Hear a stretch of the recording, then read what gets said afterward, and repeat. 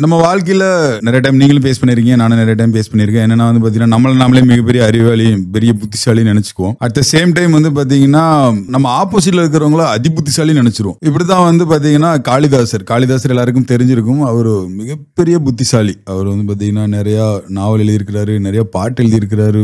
மிகப்பெரிய புத்திசாலி அவர். அவரு ஒரு டைம் என்ன ஆகுதுன்னா ஒரு பக்கத்து நாட்டுக்கு போக வேண்டியது இருக்குது. ஸோ அவர் நாட்டுல இருந்து பக்கத்து நாட்டுக்கு டிராவல் பண்றாரு. டிராவல் பண்றப்ப என்ன ஆகுதுன்னா அவருக்கு ஒரு சின்ன கிராமத்தை தாண்டி போக வேண்டியிருக்கு. அப்போ அவருக்கு ரொம்ப தண்ணி தாகமா இருக்கு.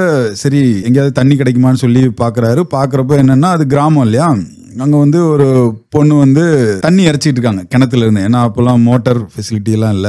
ஸோ அதனால தண்ணி இறைச்சிக்கிட்டு இருக்கிறாங்க. இறைச்சிக்கிட்டு இருக்கிறப்போ இவர் போய் அம்மா கொஞ்சம் தண்ணி கொடுங்கன்னு சொல்லி கேட்கிறாரு. ஒரு பெர்ஸ்பெக்டிவ், நம்மளுடைய எண்ணங்கள் எப்படின்னா கிராமத்துல இருக்கிறவங்களுக்கு பெருசா படிப்பறிவு கிடையாது. ஏன்னா கிராமத்துல இருக்கிறவங்க ரொம்ப எளிமையா இருப்பாங்க இல்லையா. ஸோ அந்த மாதிரி ஒரு திங்கிங்ல அவர் வந்து ஒரு நின்று கேட்குறாரு. கேட்குறப்போ இந்த அம்மா வந்து ஒரு கியூரியாசிட்டியில் அவங்க என்ன கேட்குறாங்கன்னா, ஐயா நீங்கள் யார் அப்படின்னு சொல்லி கேட்டவுடனே இவர் தான் அதி புத்திசாலி இல்லையா, இவங்கள்ட்ட நம்ம எதுக்கு நம்மளை பற்றி இன்ட்ரோ பண்ணணும். ஏன்னா அவங்க கேட்குறது ஐயா நீங்கள் யாருன்னு. பட் இவர் என்ன சொல்கிறாருன்னா ஜென்ரலாக வந்து நான் ஒரு பிரயாணி அப்படின்றாரு. அதாவது நான் வந்து ட்ராவல் பண்ணுறேன் அப்படின்னு. உடனே அந்த அம்மா சொல்கிறாங்க, ஐயா அந்த உலகத்திலேயே வந்து ரெண்டு பேர் தான் டிராவலர். ஒருத்தர் வந்து பாத்தீங்கன்னா சூரியன், இன்னொருத்தர் வந்து சந்திரன். இதை தவிர ஏன்னா அவங்க தான் வருவாங்க போவாங்க, நீங்க எப்படி டிராவலர்னு சொல்றீங்க அப்படின்னு. சரி இவர் கொஞ்சம் இதாகி போய், சரிம்மா நான் வந்து பாத்தீங்கன்னா ஒரு ரிலேட்டிவ்னு வச்சுக்கோங்க, நான் அவங்களோட விருந்தினர்னு வச்சுக்கோங்களேன் அப்படின்னு. இதுல வந்து பாத்தீங்கன்னா ரெண்டு பேர் தான் வந்து விருந்தினருங்க உலகத்திலேயே. ஒன்னு வந்து பாத்தீங்கன்னா இளமை, இன்னொன்னு வந்து நம்முடைய செல்வம். இதை தாண்டி வேற யாரு விருந்தினர் இருக்கிறாங்க? ஏன்னா வந்து பாத்தீங்கன்னா இளமைங்கிறது இருக்கிறப்ப அப்படியே போய்கிட்டே இருக்கும். கரெக்ட், நம்மளால திரும்ப இது பண்ண முடியாது. அட் த சேம் டைம் செல்வமும் அதே போல தான். நீங்க வந்து ஒரு இடம் சேர்ப்பீங்க, அதை இழக்க ஆரம்பிச்சிட்டீங்கன்னா திருப்பி வந்து பாத்தீங்கன்னா கண்டிப்பா அது கிடைக்கவே கிடைக்காது. இவருக்கு சரிம்மா நான் ரொம்ப பொறுமைசாலின்னு வச்சுக்கோமா அப்படின்னு.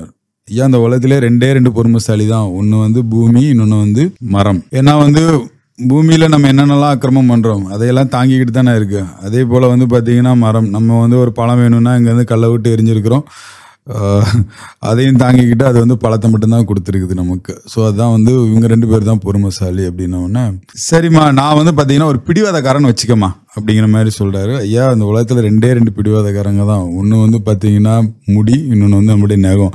நீங்கள் என்னதான் வெட்டினாலும் நீ என்னடா வெட்டுறது, நான் வாழ்ந்துனே இருக்கிறேன்னு வாழ்ந்துனே இருக்கும்.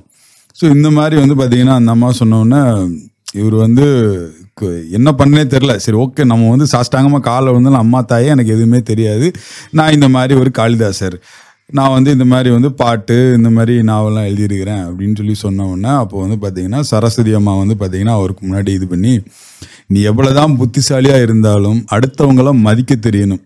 கரெக்ட், நம்ம எவ்வளவுதான் புத்திசாலியா இருந்தாலும் சரி அடுத்தவங்களும் மதிக்கல அப்படின்னம்னா நம்ம வந்து பாத்தீங்கன்னா ஒரு மனுஷனே கிடையாது. ஸோ ஃபர்ஸ்ட் நீ மனுஷனா இருந்தா மட்டும்தான் உன்னுடைய பேர் புகழ் எல்லாமே இருக்கும் அப்படிங்கிறது வந்து பாத்தீங்கன்னா இந்த கதையில நம்ம தெரிஞ்சுக்கலாம்.